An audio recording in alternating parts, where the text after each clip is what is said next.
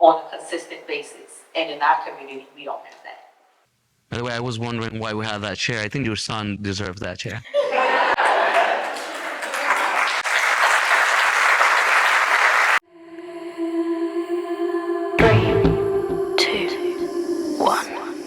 Go.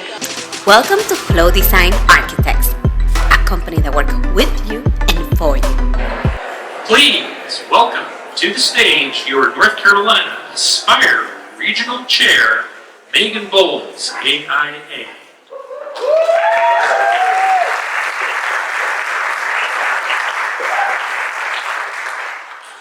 Good afternoon, esteemed colleagues, creative thinkers, and passionate designers. Welcome to the Aspire Conference 2023. It is an absolute pleasure to have you here today. I am Megan Bowles from Raleigh, North Carolina, and I am one of your Aspire Regional Co-Chairs. I am truly honored to host day one of this exceptional conference. Over the next few days, we will explore the emerging design practices and push the boundaries of what's possible in the world of architecture.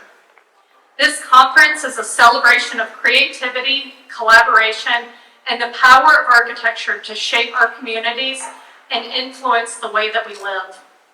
We have an extraordinary lineup of speakers, workshops, and networking opportunities that promise to inspire, educate, and ignite new ideas. We'll delve into topics ranging from sustainable design practices to the integration of technology and architecture and everything in between. Throughout this conference, we encourage you to participate actively, to share your insights and forge new connections. It is through this collective effort that we elevate the architectural profession and create spaces that leave a lasting impact on society. Before we dive in, I would like to extend our deepest gratitude to our volunteers and staff who have worked tirelessly to make this event and this conference possible. Your support is invaluable, and we could not have done this without you.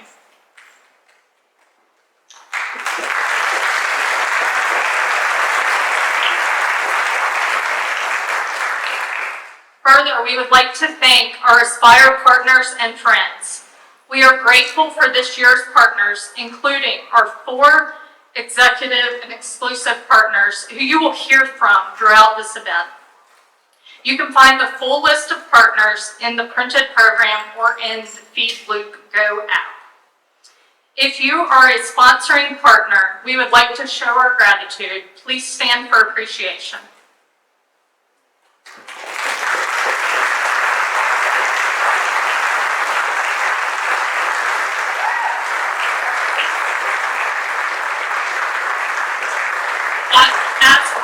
We would like to thank you for your contributions and your support.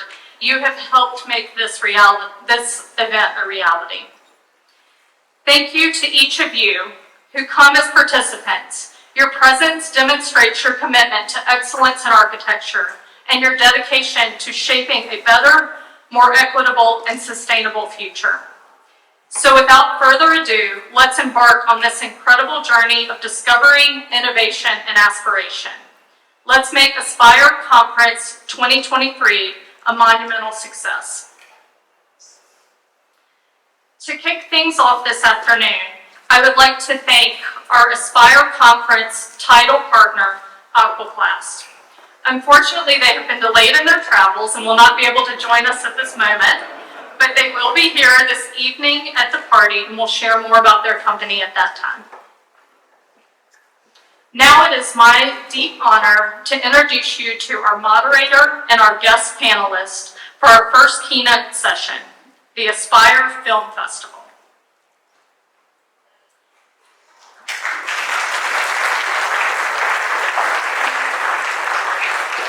First, I would like to welcome our moderator, Nick Neptune.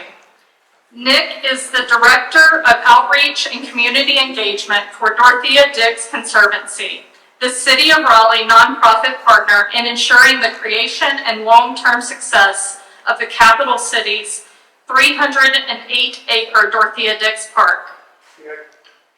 It is described as the most exciting and important urban project in America today. He currently serves as the chairman of the City of Raleigh's Bicycle and Pedestrian Advisory Commission. He also serves as a board member on Art Explosion, Diversify Architecture, Wake Tech Community College Foundation, the YMCA of Triangle's Young Professional Advisory Board, and served as president and board chair of Oaks and Spokes. Nick is a leader who is working hard for positive change to make life better for everyone in our city.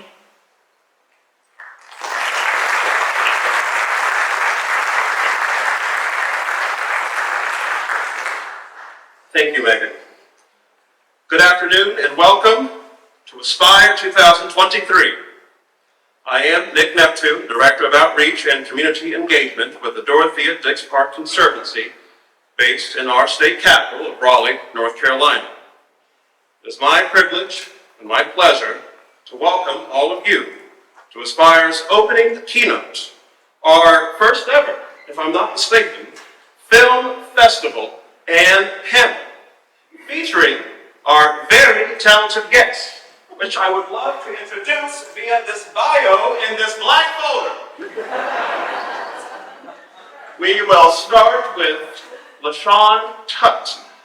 LaShawn is the founder and executive director of Dreams with Open Arms, a community-driven, nonprofit organization dedicated to assisting Abbeville County by providing resources and services to enhance the quality of life where everyone thrives through education, enrichment, exposure, and empowerment.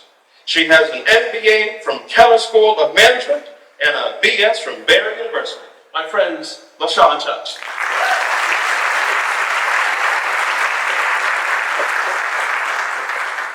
Up next, we've got Kendall Roberts, a licensed architect and associate principal with Hanbury Architecture, teaches in the School of Architecture at Clemson University. He approaches design with the keen awareness that architecture is for people, creating spaces and places that will have an impact on its inhabitants. His portfolio reflects his preference in designing community-focused projects, and it isn't just the end user that motivates Kendall. Collaborating with clients, colleagues, and students feeds his curiosity and love of learning. My friends, Kendall Roberts.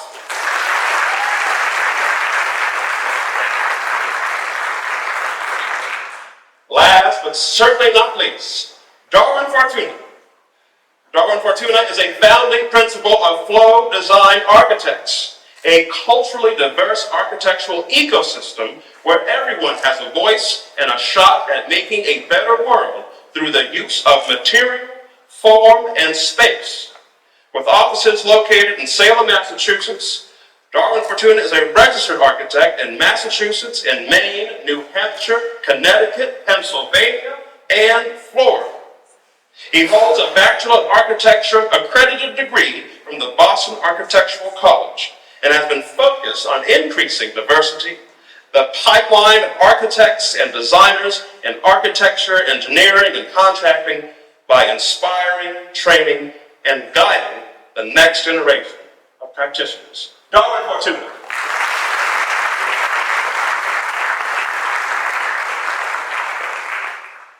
By way of a very brief introduction and note of gratitude, I would like to thank the people and the entities that have made this afternoon possible. Our organizing hosts, the state chapters of AIA Georgia, North Carolina, and South Carolina, the regional chairs Bridget Elgas, Megan Bowles, and Brian Lewis, AIA staff Amy Somaji, Lynn Robinson, and Cassandra Thomas, the entire staff at the Wortham Center for the Performing Arts, and finally, all of you, architects and designers, creators and collaborators, thank you, thank you, thank you for coming out this afternoon. Regarding our format for this afternoon, we'll enjoy about 10 minutes worth of 3 award-winning films submitted for the AIA's Film Challenge, featuring featuring inspiring stories of architectural projects transforming communities large and small across the country. Then I'll guide our panel through a moderated conversation about the work we have just witnessed, with architecture, design, and community engagement, and collaboration and social impact being key themes all throughout. We'll have about 15 to 20 minutes of conversation, followed by another set of films, dialogue, and then we will open the floor for Q&A with all of you. On the way to this year's Aspire conference, I was in conversation with a friend, colleague, and Aspire session presenter, Zach Hoffman, principal architect with In Situ Studio based in Raleigh, North Carolina. And while talking about the practice, he said, Neptune, architecture is like storytelling. We tell the story of our clients and our community through the built environment. And when it's good, you almost forget the author is even there because you become so immersed in the story. Remarkably, earlier today, I was listening to the New Yorker Radio Hour, an interview with the New York Times bestselling author and New Yorker writer David Grann describing the storytelling process. The trick of it is in finding how can you tell a true story using these literary techniques and remain completely factually based. What I realized as I did this more is that you are an excavator. You aren't imagining the story, you are excavating the story. And isn't that architecture as a storytelling practice? The trick is, how can you, as architects, as designers, tell the true story of a place and space using architecture and design techniques while remaining completely factually rooted in community? Well, my friends, let us watch these films and find out.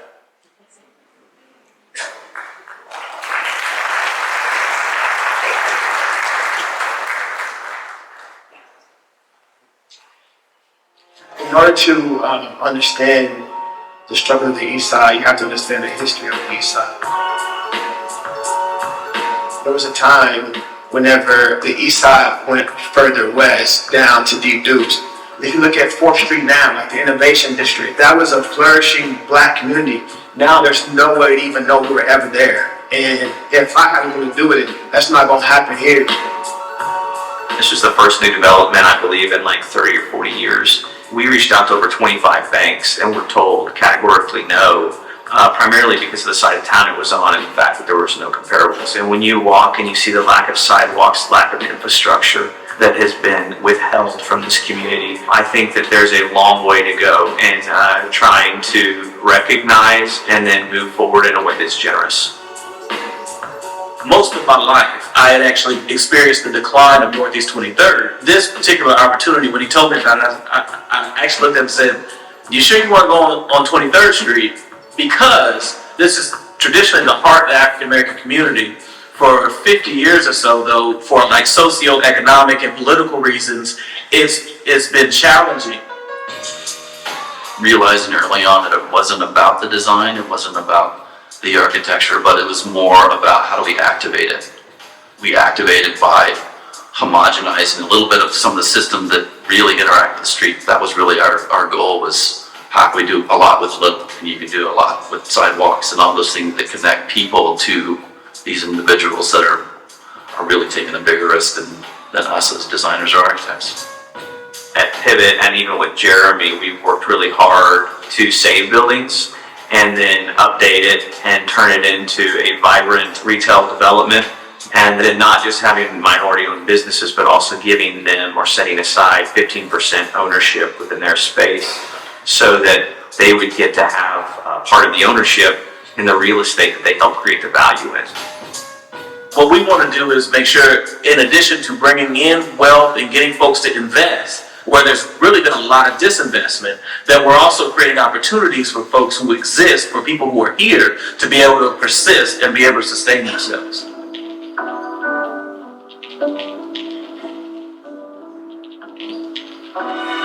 There are a lot of things that we're doing in partnership with the city where we can work with them. There are a lot of things we're doing in organizing and bringing together different business owners, landowners, community leaders and things from this side of town in ways that I just hadn't seen before. That's the one thing I love about Oklahoma City and Oklahoma in general. I can just call one person and say, do you know such and such? Yeah, let's bring them together and let's do this. And that's what an East Point is. That's what development should be, because you're taking all walks and different journeys to bring them together to make sure you're not leaving anyone out. I truly see this as an opportunity for this community, so that it's like us being able to plant a flag in the ground and say, like, we're back, and we're back with friends and help, but we are actually about to do something that for a lot of years people just been talking about. Luckily, we've had someone that said, I want to do something for that community. Now we need the community to say, I want to do something for my community. So I'm hoping this will spur the conversation for community to say, okay, now, how can we get engaged in developing our community better? Building these relationships with people that they're kindred spirits and we believe in the same things.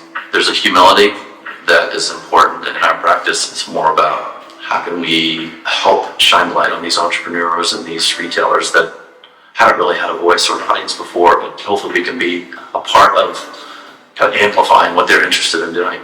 I feel like the artists probably went above and beyond because they shared the passion that we had for what this project symbolizes, and so did things that you wouldn't necessarily expect a firm to do, because they were doing it as human beings and as part of the community. I mean, they're digging in and sort of getting to understand and know about some of these complex ideas that I'm sharing, and then trying to use that in really caring and thoughtful ways as an expression in the built environment. Once we are engaged and understand what used to be, where East Point is located now, how do we tell that story of what this building used to be? How do we tell the story of what used to be across the street? How do we tell the story of the Ralph Ellison Library? How do we tell those particular individual stories better to make it more inclusive for our communities to celebrate the heritage, celebrate the culture with us?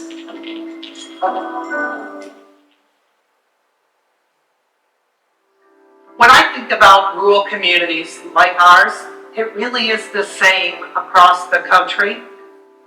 Middle Point is in what most people would consider a decline.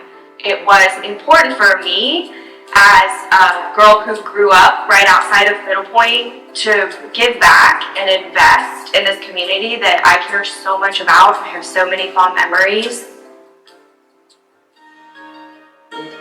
It was a couple mobile home trailers. For whatever reason, the owner of the property didn't want to take responsibility for it, so the land bank picked it up. One of the objectives of the land bank is really to stabilize the property values in the neighborhood. So we have been able to focus on some of those blighted properties, remove those, reutilize them, which is exactly what happened with the Good Stock Homes project in Middle Point. When the opportunity came up to acquire these land bank properties, I was just so excited and driven to scoop them up and do something positive in the community. The biggest thing is we wanted to be efficient with space, we wanted to be efficient with materials and maintenance friendly items and selections. So we wanted to be mindful to the homeowner. So it was important for us to focus on building modern, high efficiency homes that would have affordable utilities and provide the community with housing that was ready to go. Affordable housing isn't just about the upfront purchase price. It's taking a look at the bigger picture and a look at the life cycle costs. So for us, making sure we selected materials that are easy to maintain. We chose energy efficient appliances. The furnaces are going to be very efficient and affordable to operate. When I think about communities like ours, nobody was coming into the community to save us. I think it really takes elected officials that are willing to do the work it takes residents that are willing to help to clean up some of their areas. It takes developers like Goodstock that are willing to come and invest and take some of those reutilized properties and turn it into something that really becomes an attraction to our community. There's a piece of nostalgia there for me, but there also, as an architect and a designer, I get so excited about the potential for breathing new life into these rural communities. I grew up here. I've lived here basically my whole life, and I love this town. I want to be here, and I'm happy to be part of what's going on. Not just for me, but for everybody in it, and for the future people who want to move here and live here.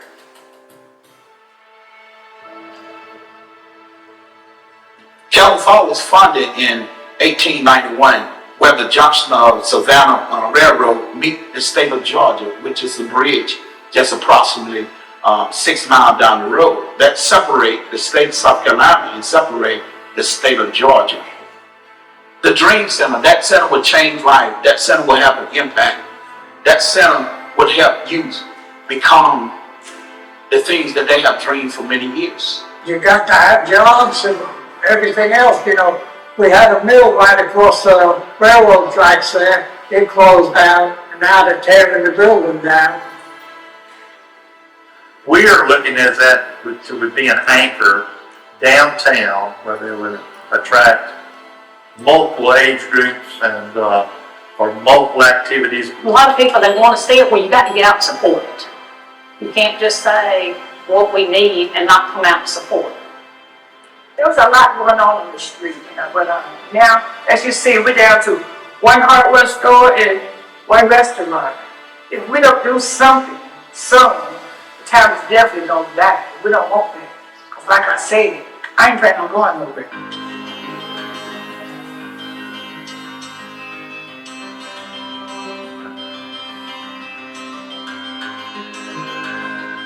We need at least one staple to hold the page together. And I think the Dream Center could be that. LaShawn doesn't just see a town that faces challenges. She sees a town that's ripe with promise, a blank canvas. And it is our job as the architects to help her and the community make those first brushstrokes. Now I believe in that there's a change coming here in this time. I believe that God is using people, amen, to come down here and to help us grow, to help us reach out to those that's in need of a lot of things, and to have that impact on it. Sometimes it takes for those that fall off to come in to receive what God is about to do. I believe a change is on its way.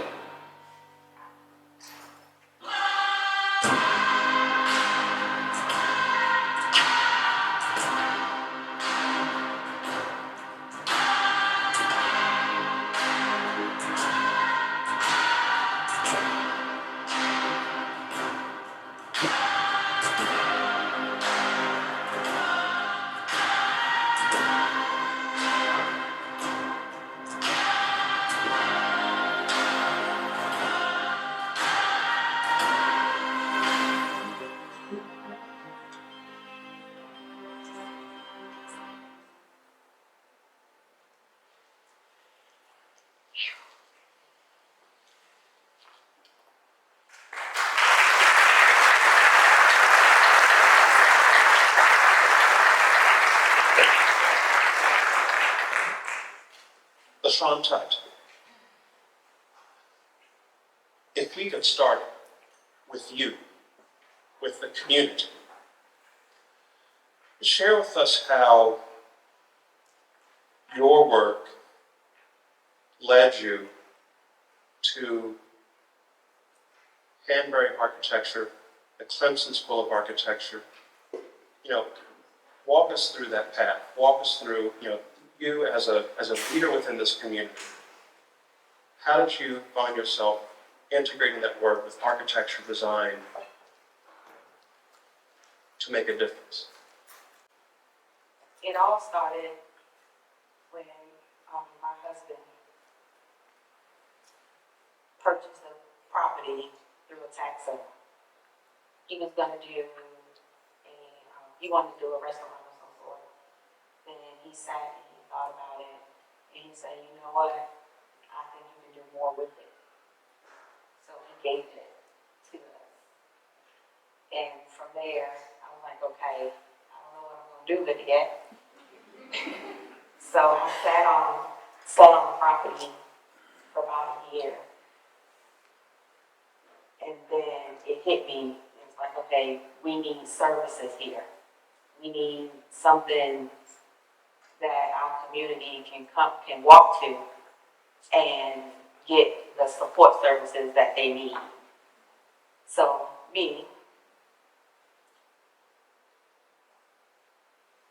I decided to write a letter to all the East Coast architectural schools and be like, hey, I got this wonderful project for you.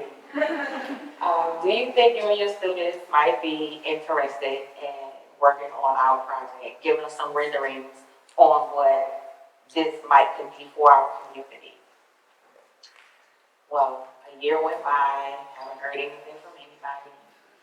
Then a year and a half went by, then I heard from Mark Manick from UNC Charlotte. And he said, I love your project, however, I am not in South Carolina. But give me some time and I'll see what I can do to get into South Carolina. 3 years passed. But he kept in contact. I can give him that. Every 6 months he would email me and be like, hey, I'm still working on it. I don't have an answer yet. So the last time he reached out, I think I was going on year 5. And that's when I was introduced to Kendall. What a perfect segue. Just briefly recapping, we have property and ownership, and then increasingly a sense of a vision as to what it can be. And then truly the community reaches out to professionals, practitioners, and then eventually we land with Kendall Roberts. Kendall, share with us, please, how the community's voice and your engagement with it, your opportunities to listen to the community, to listen to LaShawn, how did that inform your practice, inform the design, the approach with this project? Yes, so, I mean, it informed everything, I think. I mean, for us, not living or working in that community outside of this project, having a partner like LaShawn who could kind of steer the conversation, but it really was, the design process and the community engagement were really one thing. So it was, just about building the relationship, building the conversation, and understanding the place and the people that we were going to be working with and working for. Something consistent throughout all of these stories, and something you touched on, the partnerships, the stakeholders, all of the vested interests. I'm curious, and this is a question for all three, what sort of challenges and opportunities does that create for you as you're trying to navigate through all those voices in the room? And I'm happy to call on somebody to start. Perhaps Darguin Fortuna?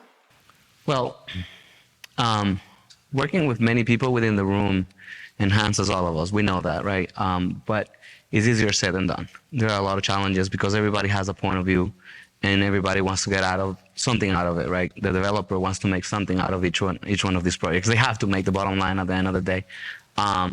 So being able to be humble enough to listen and to understand each other and to know that, there's going to be friction at some point, and that friction is welcome. Like getting to that point where the room is actually quiet and everybody says, I feel you. We understand each other. That's not easy. So it elongates the project. In this case, it was 5 years just to get to the architect, but the process takes a while, but it is, as we can see, very, very rewarding. So. Tell me briefly, we're going to transition now to our next set of films. Before we do, I do want to just highlight that observation. True community engagement that informs the design and the practice, not about us getting around the fire and singing Kumbaya. There's going to be friction, and that's okay. That's okay. That's okay. Love that. Thank you, Dawn.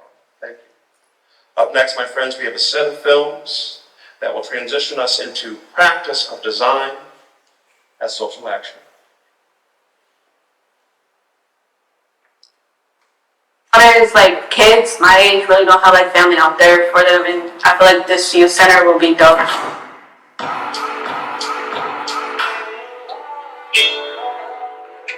We have to do something about it, right? And that's exactly what we're doing here with brainstorming, creating ideas, creativity from everybody. There ain't no limit to it. So it's important to me personally because I've been homeless and in situations that you shouldn't have to go through. So this achievement center is going to really upgrade the community.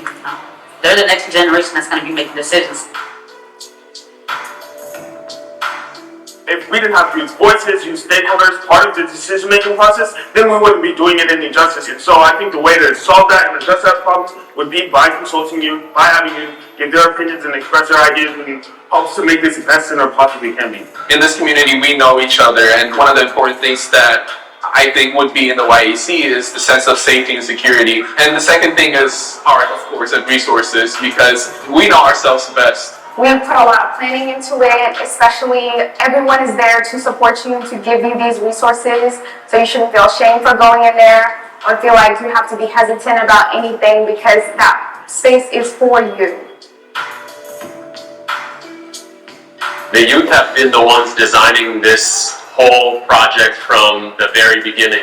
They're the ones who are drawing up the images. They're the ones telling us exactly what they need to be successful. They're the ones who are coming to the site and saying, I want this located here and that located there. And so seeing exactly what is needed for them to be successful is critical, because as always, the people closest to the pain have to be the ones closest to the solution, and that's what we're doing with the Youth Achievement Center. It means everything to me to just know that my ideas, my voice, and the voice of my peers and the young adults that I work with, like, matters and it's getting heard. We've even had conversations, with CGF where the youth have been like, that particular design actually doesn't feel warm or inviting. It's got an African pattern, but it's not quite one that I feel like actually reflects who we are. And it's been beautiful to get to partner with architects who are like, great, what can we do to shift it and be willing to make that difference? That to me shows me it's not tokenizing. It really is about building that beautiful, welcoming, warm space. This is about leaving a legacy behind, and everyone's entitled to that. This is why we do this, because if we can't imagine the futures, if we can't imagine the solutions, then nobody else will.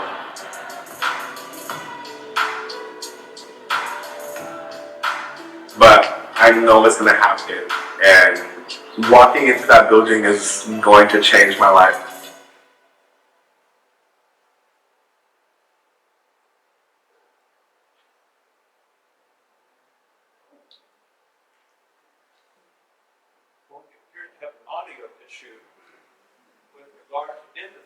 I tell you what, they care deeply.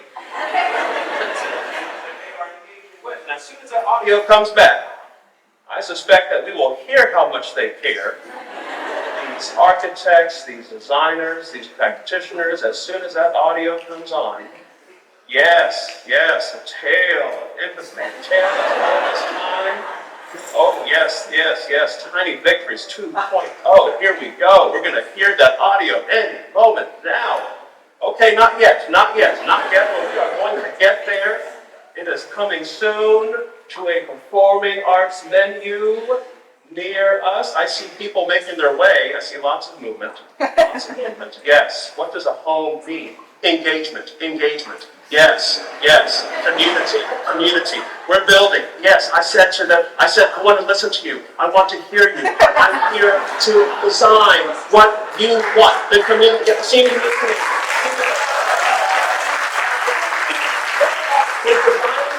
We're building. Look at my virtual reality headset. Yes. I can see it in the virtual world. Yes, I'm like literally writing down on paper what she told me about what she wanted.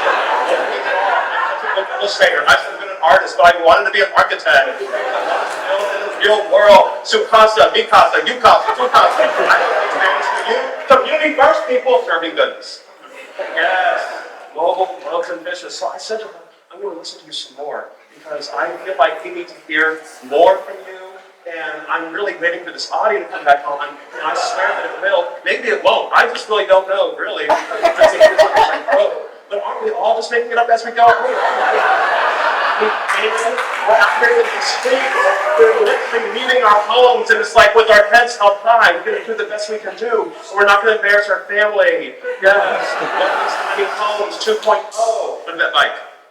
Yes, love lights. Okay, and then I said, we need more active transportation. I was like, we need healthy, active, sustainable modes of transportation to connect this community with more options and opportunities as it relates to how they get around from where they live to where they might want to learn, work, and play, and participate. Yes, is what I said. I was like, I want bikes. I want bikes for people of all ages. I'm 55. I said, yes, you're 55. I'm 55 too. I just want to ride bikes with like safe infrastructure. I don't want to like compete with these cars and like these multi-ton tankers and trucks. We're done. Thank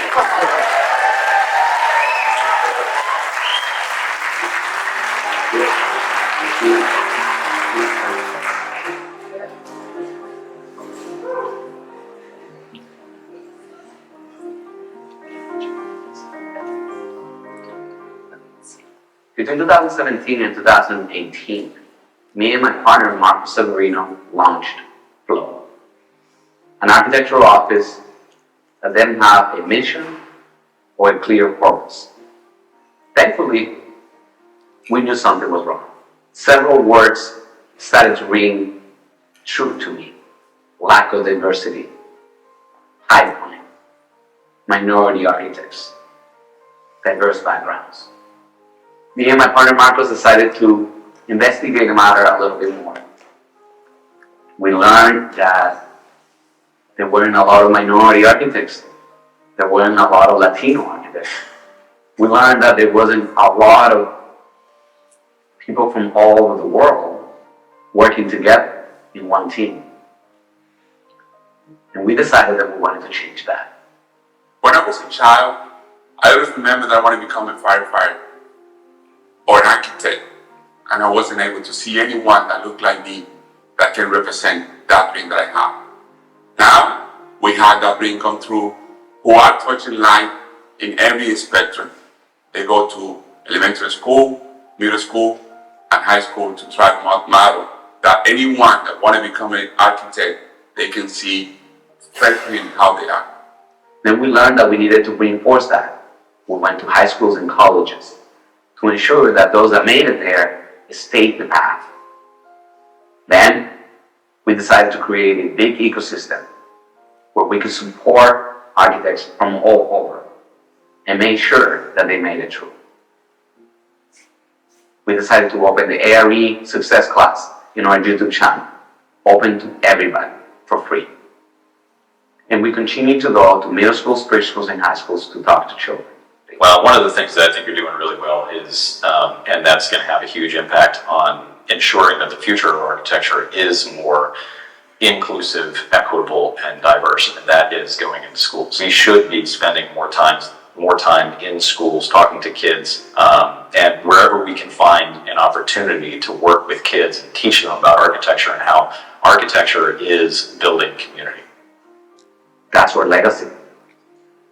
That's the impact we're leaving. We are the change we seek. This is the only way to get it done.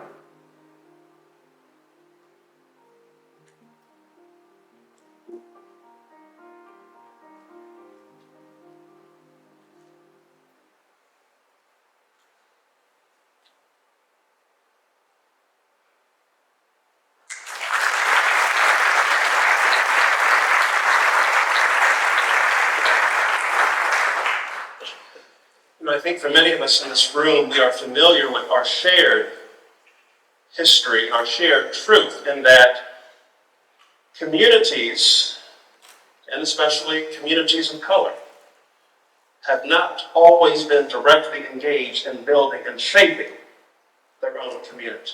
Our country has a real history and a truth in that there was a time spent in slicing and dividing and destroying whole neighborhoods, whole communities of color.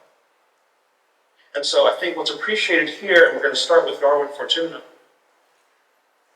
starting with the industry and realizing that, as you have, there's a need to grow a pipeline of talent so that not only are we engaging with communities today, making an active effort to do better today, but also growing the talent that can actually design and shape and create their communities today, right? As future architects, engineers, design professionals. Could you share with us maybe a story or two that has inspired you in that work along the way? I mean, have there been students along the way that you've worked with that you feel like really speak to that work, or just if you could share with us again, just maybe a story or two? Well, as you saw in the film, it's an investment that I probably won't live to see the results, because over time you'll see that pipeline changing. But there being a lot of stories of people that actually finished their ARIs through those classes and are today architects, which is amazing.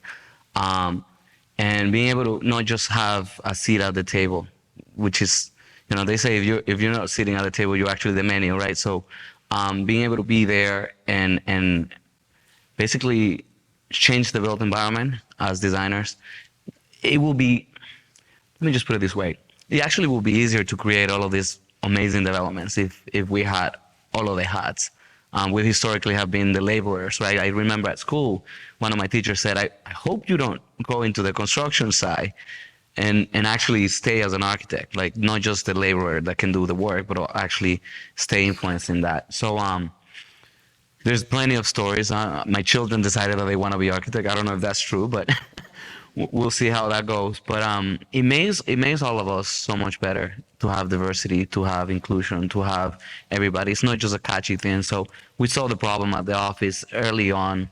We didn't know much about what it meant, but now seeing it within the big picture, um, the results are so much better, right? And it's not just having African Americans or Latinos, but also it's everybody. It's biodiversity, right? It's not just, it's creating an ecosystem that's very sustainable.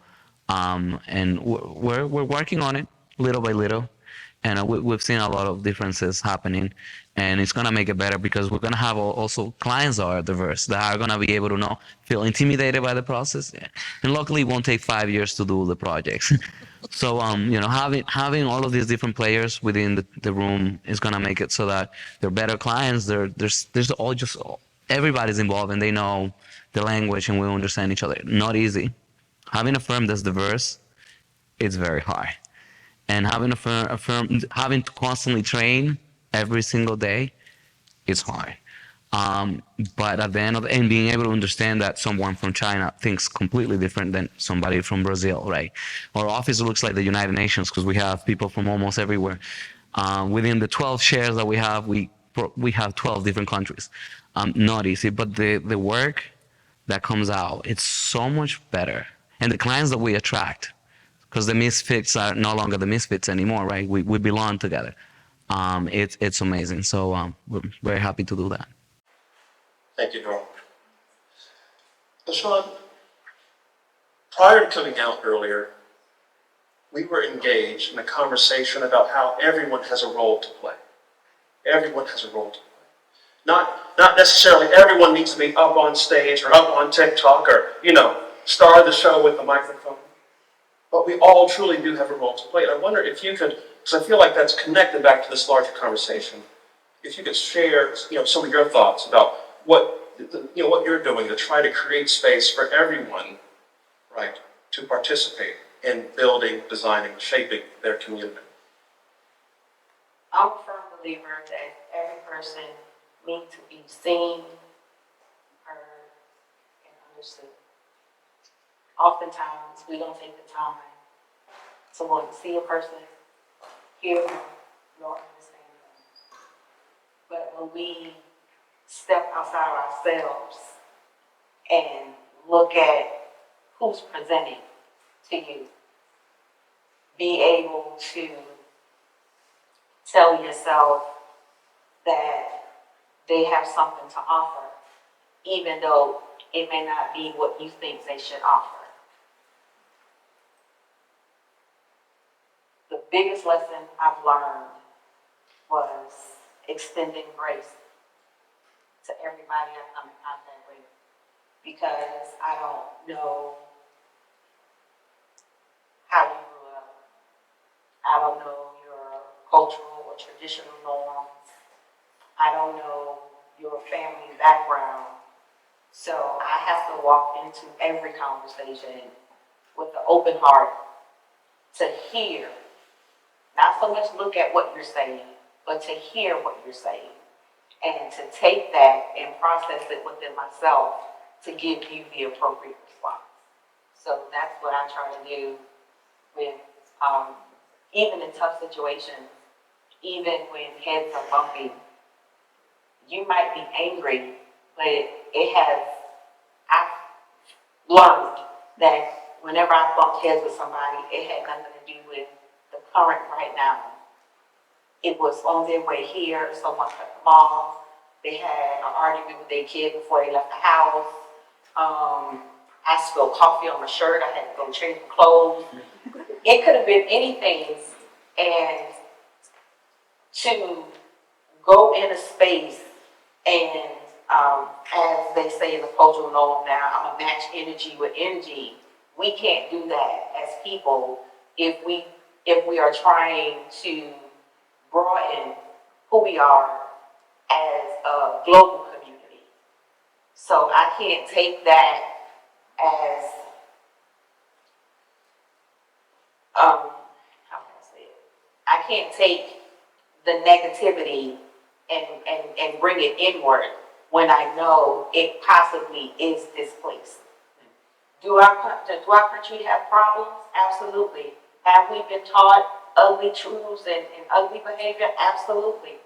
But I still believe in the core of who we all can and know and do that. Thank you.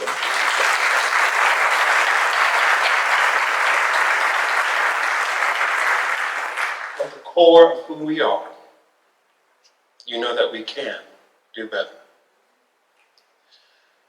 Kendall Roberts, we're going to wrap up with you and then transition to a Q&A with our gorgeous looking audience. Kendall, as a practitioner, as an architect, I wonder if you could share with us some of the techniques that you have picked up over the years as you have sought to step into community, to listen, to reach out, perhaps sometimes on occasion maybe not looking like the rest of the community, which might be uncomfortable. So again, the question here is for you as a practitioner, what sort of techniques have you picked up along the way as you seek to do this work in conversation with community? It's a good question. So I don't know if, I have a kit of parts or here's the steps to do that, but I think, what LaShawn was just talking about was listening.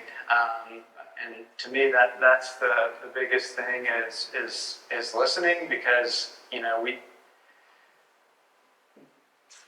don't know everything that they're dealing with, and that's something that, so for us to kind of come in and listen and hear them and help them realize their vision for their community is something that we try to do. I mean, I would also say having patience is a nice toolkit, because,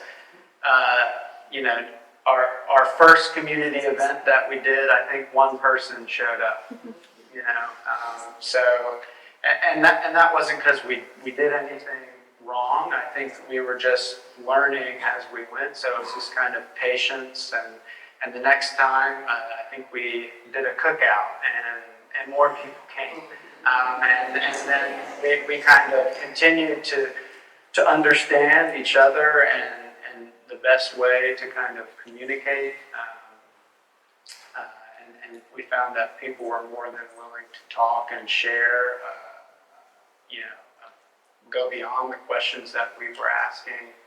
And then, in the end, when you're seeing in the film, I don't know how many people showed up for our event, but it went from one to a lot more. I think patience and listening would be some good ones. Yeah, if I may add something. So I think I treat this as it's like a method of the iron, right? You don't know if it's hot or cold. You really don't. So you touch your hands and okay, I think it's getting warm. I don't want to burn myself. And that's kind of how I approach a lot of these things. And what I've learned over, a few years in the industry as architect, is that they want to know that this is for real, right? The first call to action, nobody showed up, one person showed up. Well, I don't know if they're for real. The second time, I think they're kind of for real, but they're giving me food, so what do I have to lose? No, that's how it is, right? It's building trust, right? And then you don't know, it really is hard, right? You don't know, and then you start seeing that you have built trust, and then they go from being somebody you're imposing ideas into, as they're somebody that are giving the ideas. They are the builders. They are making this happen.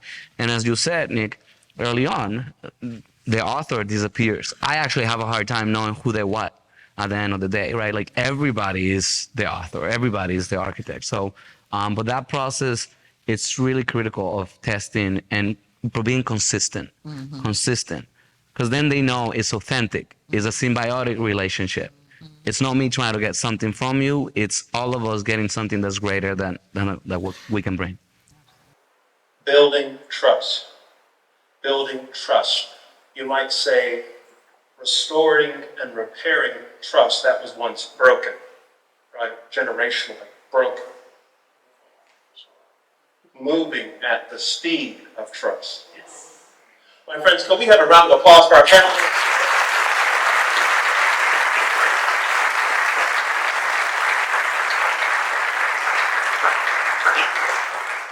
Now, as it happens, there was no rehearsal for the Q&A, so I am not exactly certain how this is going to work. I'm happy to jump off stage with a mic if need be, but let's just give it a try. We're going to open it up now to, again, this very good-looking audience of designers, architects, practitioners. Do we have any questions in the audience? Any questions? Any questions? Any questions? I'm looking for hands. Looking for hands. I don't see any hands. Oh, I see a hand. I see a hand. I see a hand. What's the status of the project now? Of our project? Yeah. We're currently working on the demolition process, the gutting out of the building, and knocking the roof all the way down to the floor, and we're going to start from there to build it out to what Kendall and his team envisioned for us. And we're working on a number of grants, but for kind of just improving the downtown, that kind of streetscape, as well as murals and art. So we're in the process of writing some grants to help keep things moving. That's the beautification project, is creating the streetscape to bring attention back to the downtown. So that's what we're working on first, as well as demoing the inside of the building. Very nice. Very nice. Great question. Second question right here. They're all interesting projects, but I'm curious, what is the nucleus of the beginnings of these community action projects? Where does it spring from? The nucleus of these community action projects. Where does it spring from?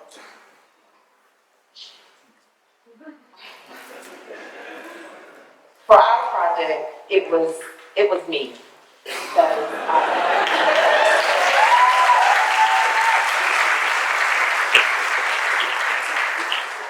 I only say that is because my husband and I had moved to this town. My mom had got sick, and I was like, hey, my mom's sick, I'm going where she's at, you coming? Stay short. And at the time, I was pregnant with my 11-year-old son now. And I was like, we need a community. So I'm there helping my mom.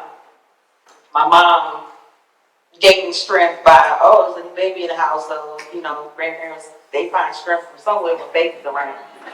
And my husband and I, we would sit around and we would just look at the community and like, wow, I grew up in Miami, so I know what community centers look like.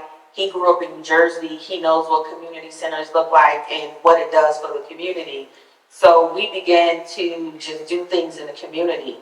We started out with reproductive health because at the time we came to the community, teenage pregnancy was high, STD rates was high, and the age drop in HIV dropped from 36 to 24 in our area. So we was like, we have to do something. So we began to educate the boys. And it was one of those things where my husband was like, he was a football coach, so it was easier for him to get to the boys than it was for me to get to the girls. So what he did was he instilled some principles within the young men and be like, hey, if you take care of yourself, she can't offer you nothing that you're willing to accept if you're taking care of yourself. So it started from there. That was the first project, and it was called Step Up and Be Safe. Then, fast forward, came pandemic, COVID. My then 9-year-old son was like, Mom, we're out of school. We, my friends who normally don't have food at home, what are they gonna do for food to eat? And I was like, okay. So what my husband and I did, we went out and we purchased, it was like $2,500 worth of food, and we gave it out to families that we knew that needed food. And then my son, again, he was like, well, that's not gonna help them long. So he came up with the idea of the blessing box. And out of the blessing box came a partnership with Walmart. And now we have a partnership with Feeding America to help our community. So out of that, it was just the love of wanting to help a community that seemed to feel that they couldn't help themselves. So as you said, it is being consistent. It is being true to who you are and what you're offering to the community. We go in wanting nothing back but them to be better. I want my community to thrive. I want to see the kids thrive. I want to see them go to college. I want them to be able to read on a 3rd grade level like they're supposed to. But without the proper places to get the actual help they need, like the community center, we can't get the tutors to come in. We can't get the resources to come in because all resources need a designated space to come on a consistent basis. And in our community, we don't have that. By the way, I was wondering why we have that chair. I think your son deserves that chair.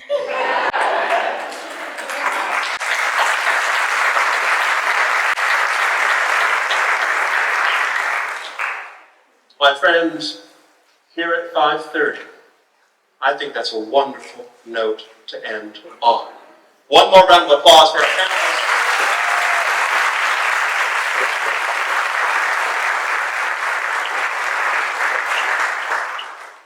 Thank you to Nick. Really appreciate the stepping in and narrating the video.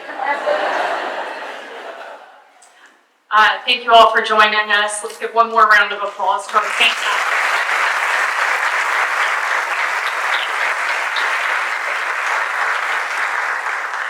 You've motivated our thinking and you've inspired our action. Thank you. As we wrap up, I have just a few announcements. I will be very brief with these. If you have not already, there is an app that you can use to find your schedule, find maps for all of the venues. It is called Feed Loop Go, and that is the name PHEED Loop. The registration area is open here, just outside of the theater. That is going to be open all 3 days. If you need anything at any time, you're able to go there, find staff, ask questions, enjoy coffee. If you have not, or if at any time you have trouble getting credit for your AIA credits as you attend sessions, you can find one of our staff or volunteers. They will be in a blue Aspire vest. And then what's next? What do we have to look forward to tonight? So we have a lot of things. First, we've got the LGBTQIA happy hour. We have the COAT open forum. We have design awards. We have dining by design. And then please do not forget to join us all for the welcome party at the Orange Peel. And of course, please enjoy your time at this beautiful city of Asheville. Tomorrow's program will begin at 8 p.m. with a CE event given by our title partner, Open here in the theater. And then the talks will begin at 9 a.m. That will be followed by our second day keynote, Dana Cuff. I hope you all have a great evening, and we look forward to seeing you at the welcome party. Thank you for watching.